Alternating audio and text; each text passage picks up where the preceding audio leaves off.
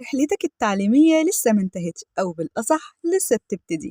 الثانوية العامة ما هي إلا مجرد سنة دراسية عدت من حياتك وخلصت، ووجودك دلوقتي معافيا سليما مكسب كبير أوي صدقني. بعدين ثانوية إيدي اللي تخسر عشانها حريتك وكرامتك وإحساسك وحياتك الباقية. أنا جايلك من المستقبل وبقولك وفرهم، لأن في حاجات كتير لسه ما عشتهاش مستنية إحساسك. خلينا متفقين إن التعليم في مصر مش أحسن حاجة، وإن العبرة فينا مش هنا ولا هناك، لأ، في الآخرة عند عدل الرحمن الرحيم، الحياة اللي اتوجدنا عشانها. عارفة إنه صعب وإن الكلام سهل ومحدش حاسس بيك وإنك تعبت وإن أهلك زي أهلي زي الناس والمجتمع اللي حوالينا تفكيرهم محبط وسخيف. بس إحنا مش زيهم ومش هنسمح لشوية كلام من أي حد مبني على تفكير غلط يلخبط حياتنا، لأنها أصلا مش في إيدينا ولا إيديهم، دي في إيد ربنا وبس وحكمته.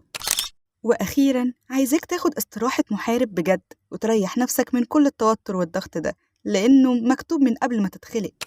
الثانوية العامة معركة مش حرب، فلو خسرتها ما تزعلش لأنك خسرت معركة واحدة ولسه الحرب شغالة، ولو كسبتها ما تفرحش قوي لأن لسه الحرب شغالة.